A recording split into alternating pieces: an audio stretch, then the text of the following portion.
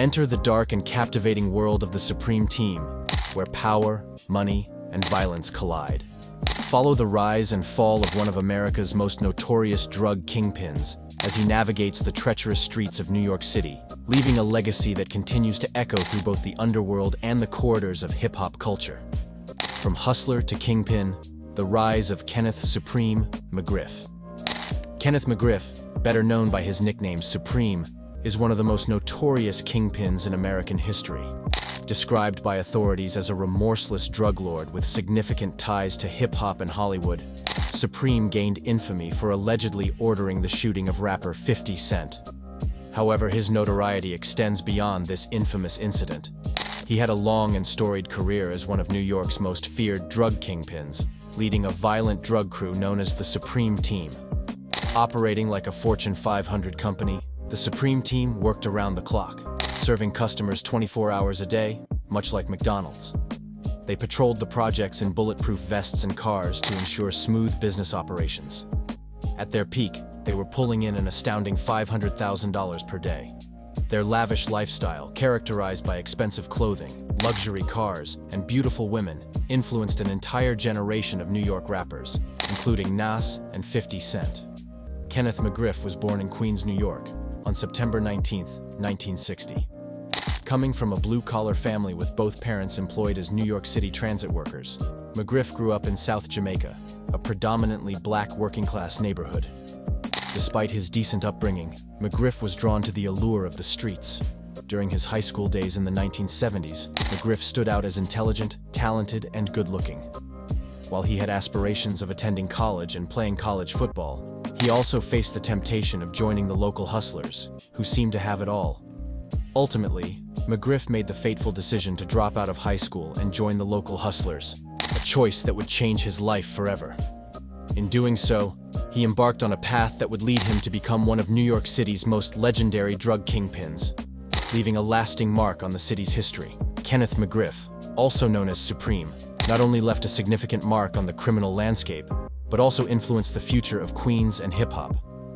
Unlike some who claim they had no choice but to turn to a life of crime, Supreme pursued it not out of necessity but out of a desire for more.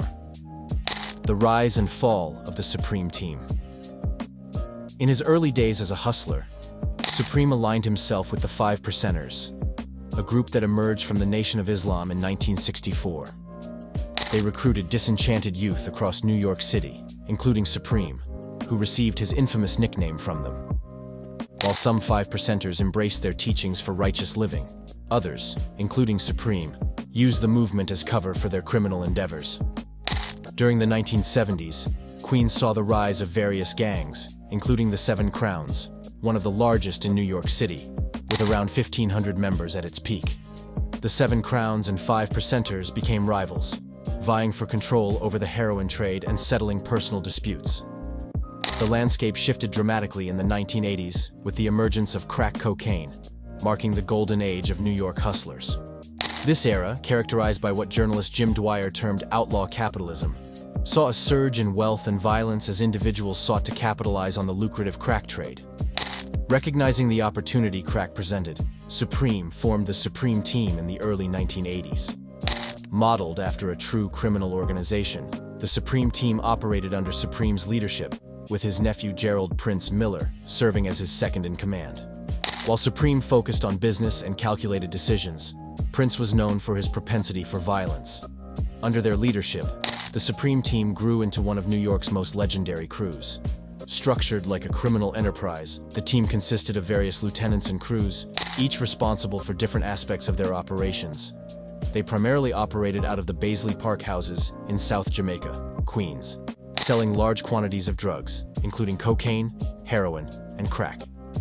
Their peak saw them selling approximately 25,000 vials of crack per week, earning an astonishing $500,000 per day. They implemented sophisticated security measures, including 24-hour operations, bulletproof vests, and spotters, to evade law enforcement. However, by the mid-1980s, law enforcement began to take notice of the Supreme Team's activities, marking the beginning of their downfall. Despite their eventual demise, the Supreme Team's legacy continues to resonate in Queens and beyond, leaving an indelible mark on both the criminal underworld and hip-hop culture. The The Supreme Team was essentially printing money, raking in millions of dollars annually from their crack operation. And they weren't shy about flaunting their wealth. Unlike other notorious New York drug crews of the era, the Supreme Team embraced their flashy lifestyle, known for their extravagant parties and ostentatious displays of wealth. However, their high-profile status eventually attracted the attention of law enforcement. By September 1985, the police had the Supreme Team under surveillance and had tapped their phones. Rumors circulated about a robbery at one of Supreme's stash houses, prompting him to demand the return of the stolen money and drugs. Unfortunately for Supreme, someone tipped off the police, leading to a raid on multiple stash houses on September 10, 1985. During the raid, police caught Supreme and his crew in the act of flushing drugs down toilets and sinks. They seized 8 kilograms of heroin, cocaine, glass files, scales, cash, and firearms. Supreme was arrested and charged with drug and weapon offenses, ultimately receiving a sentence of 9 years to life. While this might seem lenient, it was actually a relatively light sentence considering New York's harsh Rockefeller drug laws at the time. These laws mandated a minimum sentence of 15 years for selling 2 or more ounces of hard drugs. Facing a lengthy prison term, Supreme handed control of the Supreme Team over to Prince, who had recently been released from jail on burglary charges. Supreme's conviction was later overturned on appeal due to a technicality, and he was released in August 1987 after serving less than 2 years. Upon his return, each member of the Supreme Team reportedly welcomed him with a generous welcome home package consisting of thousands of dollars. Supreme held a meeting in the Baisley Projects, where he was briefed on the team's operations before delivering a speech outlining his vision for the future. 1987 marked the pinnacle of the Supreme Team's success, with reports indicating they were pumping out 25,000 vials of crack per week, earning an astonishing $500,000 per day. For Supreme, it was the realization of his wildest dreams, living large and reaping the rewards of his criminal enterprise. The Supreme Team had it all: money, women, and cars. Their reputation spread across the country, and they threw some of the wildest parties, often hiring renowned rappers like Run DMC, LL Cool J, and the Beastie Boys to perform.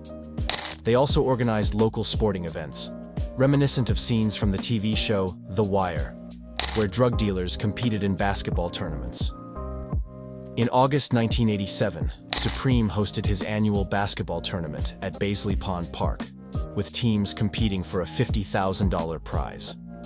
However, when a referee made a controversial call at the end of a game, a member of the Supreme Team allegedly jumped from the stands and beat the referee to death. This incident showcased the brutal nature of their operations. Despite their violent reputation, the Supreme Team also engaged in acts of generosity. They sponsored youth sports programs, provided buses to send local kids to amusement parks, and assisted the needy through turkey drives and distributing free food and diapers. Their influence was such that they inspired movies like New Jack City, with their operations compared to those of notorious drug crews like the Chambers Brothers in Detroit. However, their reign came to an abrupt end, less than 3 months after the basketball tournament. In November 1987, a joint investigation by state and federal authorities led to the downfall of the Supreme Team. During raids, members were caught attempting to destroy evidence by flushing drugs down toilets and throwing cocaine out of windows. Among the seized items were instruction manuals covering topics such as silencers and methods of disguising oneself to evade the police, highlighting the extent of their criminal sophistication. Between 1987 and 1993, Prince, another member, took over. He focused on muscle, fighting rival crews, and purging disloyal members. Police accused Prince and Supreme of orchestrating multiple murders in 1987 alone. Prince was eventually locked up on a state murder charge. With both leaders behind bars, the Supreme Team's activities ceased until 1989, when they resumed, but on a smaller scale. They began robbing Colombians, leading to brutal murders in July and August 1989. Prince and 18 others were indicted for these crimes in 1990. Prince initially beat the case but was re-prosecuted by federal authorities, resulting in 6 life sentences. Supreme, released on parole in 1993, sought legitimacy. He entered the entertainment industry, forming the record label Murder Inc., and rebranding himself as Gotti. Despite his efforts to go legit, Supreme remained involved in drug trafficking, leading to conflicts with rivals. A feud erupted between Supreme and E-Money-Bags, resulting in Bags' assassination in 2001. Supreme also targeted Big Nose Troy, who was killed months later. The last remaining threat, Granite, disappeared, leaving Supreme seemingly untouchable. However, Supreme's downfall began when police found a videotape of E-Money-Bag's murder. Supreme was arrested on federal weapons charges in 2002, and subsequently charged with orchestrating the murders of Bags and Troy. Despite a trial, Supreme was convicted and sentenced to life in prison. Supreme's legacy as a notorious drug kingpin who influenced both the streets and hip-hop culture remains, despite his incarceration for over 20 years. His rise to power and subsequent downfall have left an indelible mark on American history.